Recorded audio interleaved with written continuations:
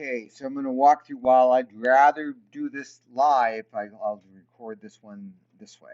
Okay, so this is problem number one. This is just like that exercise in the book. We're rolling a single-sided die, right? Let me get a pointer going. We're rolling a single-sided die, right? So that means 1 through 6. So there's 6 sides. What's the probability of rolling here? Let me come back here. Come on. Of rolling 1? Well, 1 out of 6. And okay. And what's the probability of rolling 2? Well, 1 out of 6, and so on and so forth. These are all these probabilities are the same, right? So that's why I did 1/6. Then to get to that, so that's how you fill in. Whoops, that's how you fill in that first column. All of those are 1/6. They might want a decimal, in which case, you'll do 1 divided by 6 is the same as 1 divided by 6 is 0.16666, or so on and so forth. So we just have to round to how many. I think it said 3 decimal places.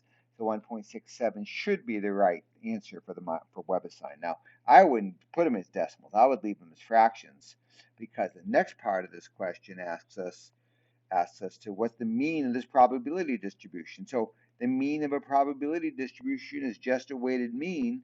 So just like what we did, uh,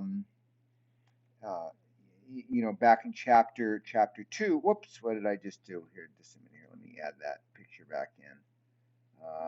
This one, right? Nope, nope, nope, no, not that one. Let's cancel. Let's add. I'm sorry here. I'm messing this up. And let's see. Here we go. Done. So we're going to find the weighted mean. So that means you multiply the value times the frequency. And when you're dealing with a probability distribution, the value is the x's and the probability is the frequencies. So we just multiplied them. So 1 times a 6 is 1/6. 2 times 1/6 is 2/6. 3 times 1/6 is 3/6, and so on and so forth. Yes, we could reduce those fractions, but we don't really want to. So then, how do we get the mean? Well, just like when we do a weighted mean, we do the multiplication, we add up the products. And of course, you're going to see, you're saying, Dan, what the heck you saying 16? Well, I messed up, so ignore this. These add up to 21/6. And 21/6, I'm going to divide both of those by, yes, I could grab a calculator and do this and get 3.5. I was trying to be lazy and not have a calculator. So I can divide both of those by 3, and that's 7/2, and 7 divided by 2 is 3.5. That'll always happen with the dice. So what does that mean in the long run? Okay, um, what the heck? Just a minute here. Let me undo what I just did. I don't know what I just did.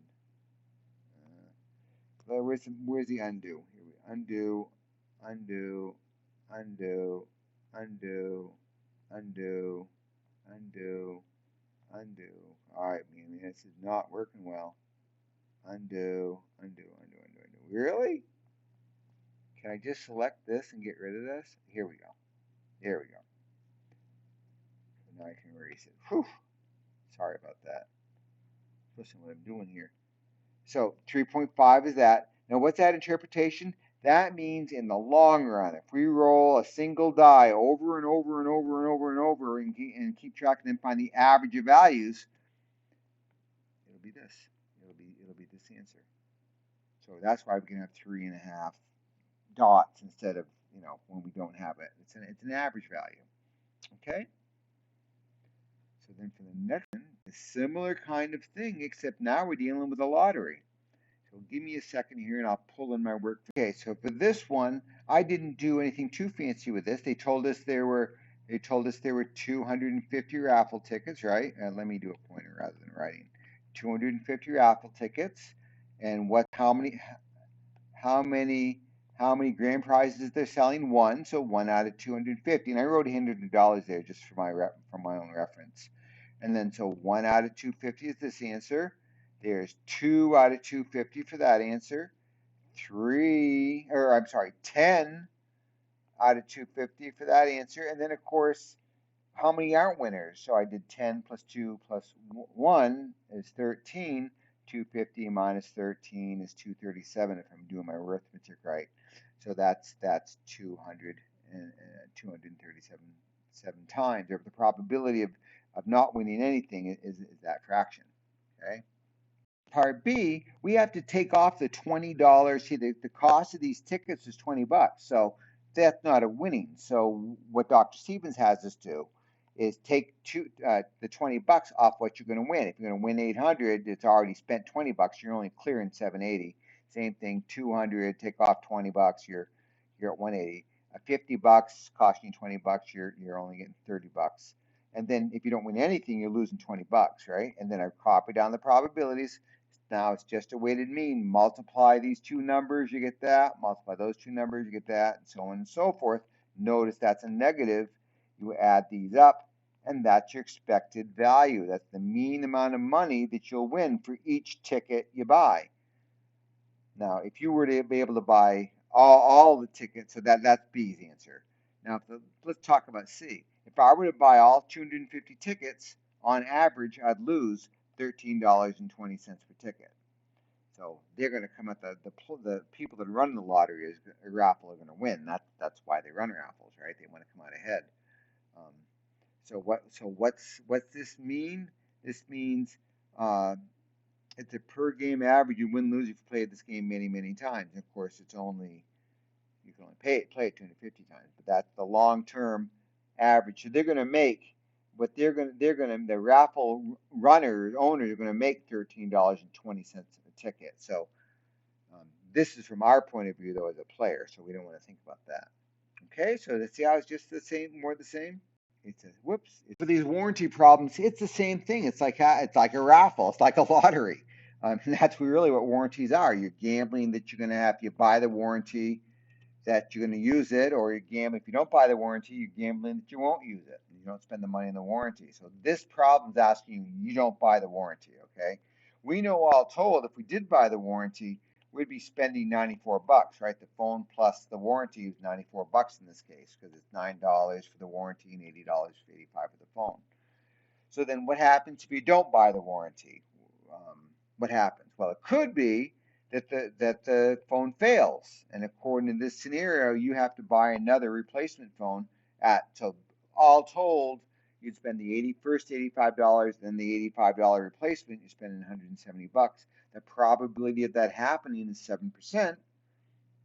Multiply them because that's what we've been doing.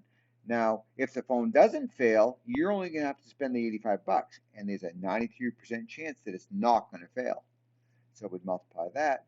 So then we add these two outcomes up.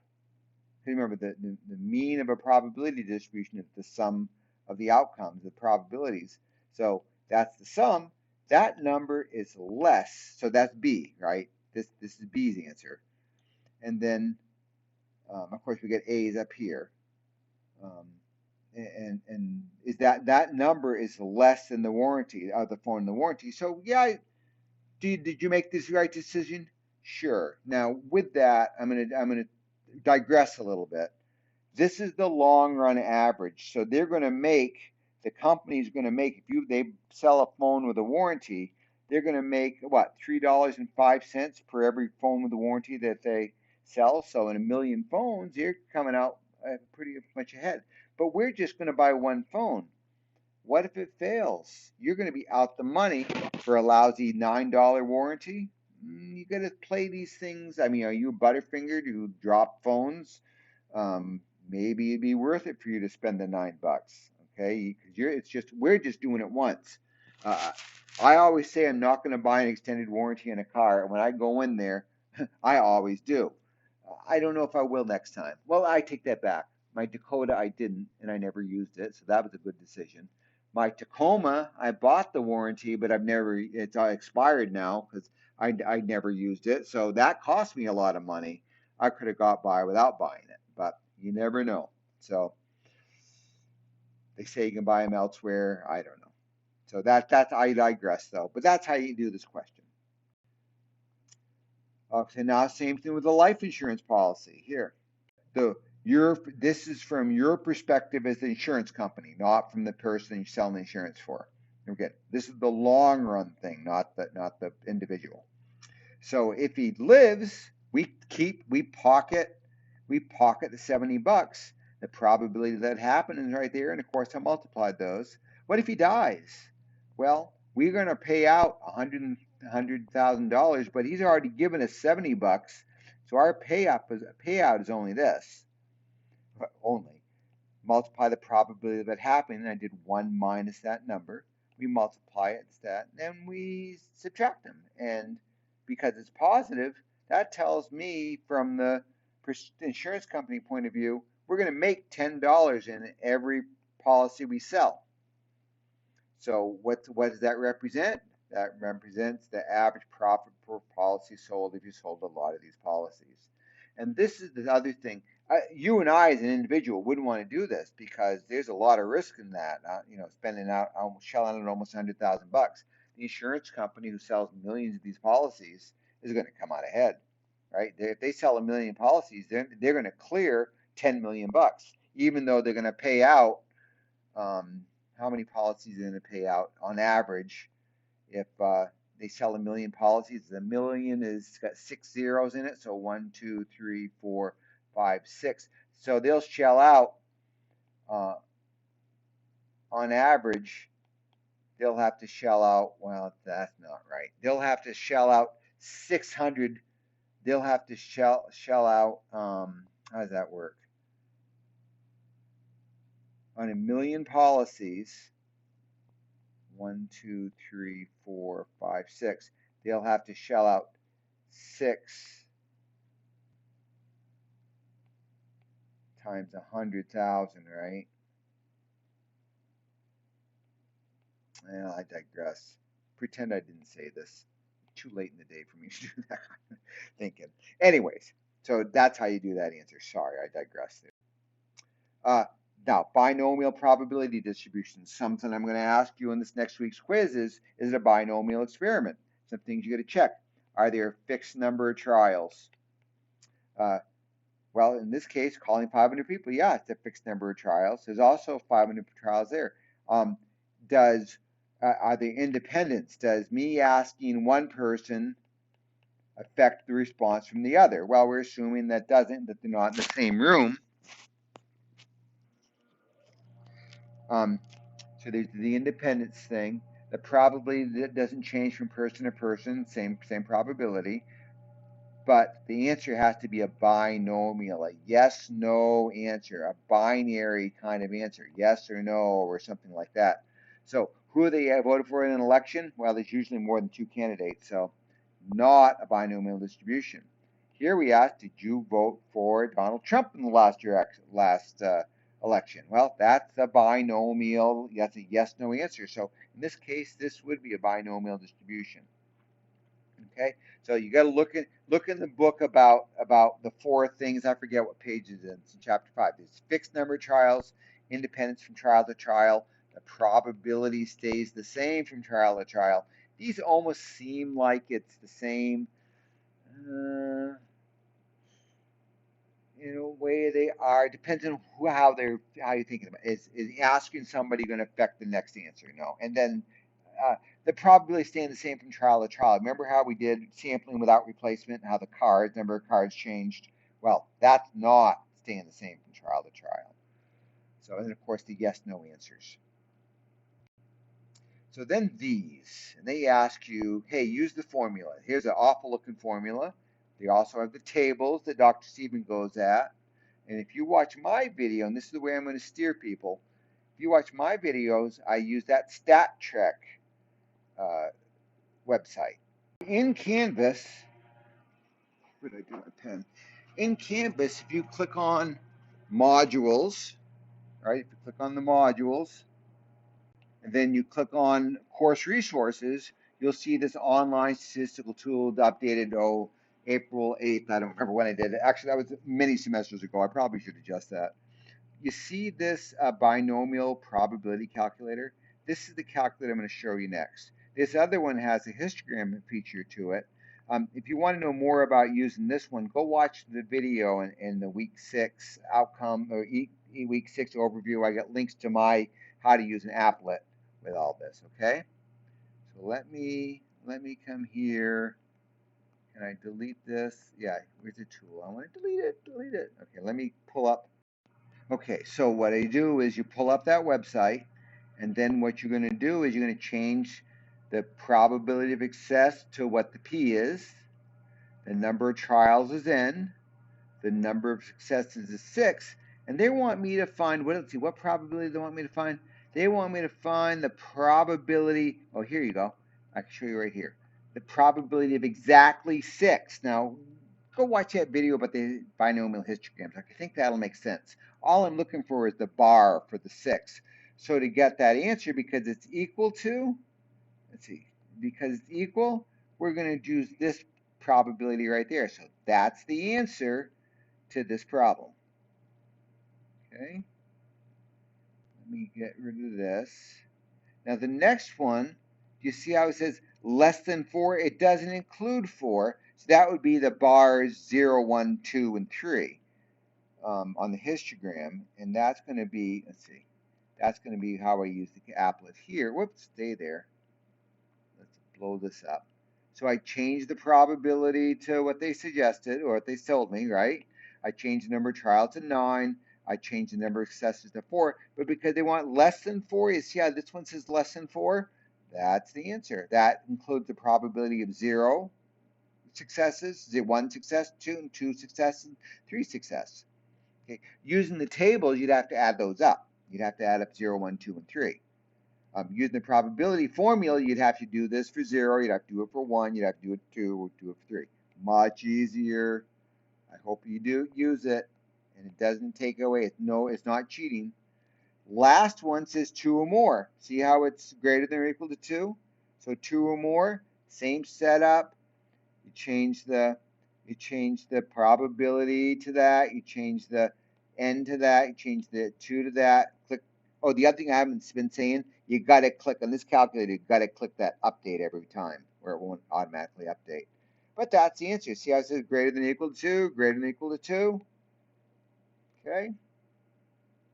In this section, this is at the end of chapter 5, they talk about the binomial, the normal isn't the normal approximation of the binomial distribution. It's just what happens if you have large sample sizes for the binomial distribution. So what we'll do is to find the mean, you take the probability of success times n. So for this problem, that's my probability of success. That's n. To get the mean, I'm going to multiply 0.15 times 250, get that. Okay. To get the standard deviation, we take the same, see how those are the exact same calculations? The only thing that's different, we do 1 minus the probability of success. So see how I wrote that answer from the mean right here? And then I did 1 minus 0.155, and I got that. I multiplied those two numbers, got that. And I took the square root, and it's about that. So that's the standard deviation. Now they're asking me, 51 of them in a survey were uninsured. Is that unusually high or usually low? I don't know what the answer is. So I found a z-score, right? The z-score is 51. That's the number in the problem, right? Minus the mean divided by the standard deviation. Now you got to make sure you do order of operations. Subtract those two, hit equals, and divide it by that. And that's more than 2 standard deviations. So actually, that's the standard deviation that would go there. And then, is this unusual? Let's see, just a minute. Is that unusually unusual? Yeah, that's more than 2 standard deviations. So that's an unusually uh, high, let's see, a high number of uninsured adults, right? Because this is uninsured people, right? So yeah, it's unusually high. Something's going on here. Last question's the same thing. I did the exact same calculation. I said they gave me, this is the wrong problem, just a minute. I think that's my right work. So it's the same deal, n times p, or I went p times n in this case, doesn't matter, multiplication commutative. So the 0.05 times 36, 136 is that an average is 6.8 of them will die. The standard deviation, no, it's n times p times 1 minus p, so same answer times 0.95. 1 minus 0.05 is 0.95. Multiply those two, take the square root, that's standard deviation. Is 14 an unusually high number of TVs to have die? So 14 minus the mean divided by the standard deviation. Again, make sure you use order of operations, get that answer, then divide it. Yeah, more than 2 standard deviations. So yeah, that's much higher. They're having manufacturing issues because it's too high a rate. More than 2 standard deviations is very unusual. Okay, I think that's the last question. Hopefully this helps. Try to join me live. It's a lot better when you can ask questions.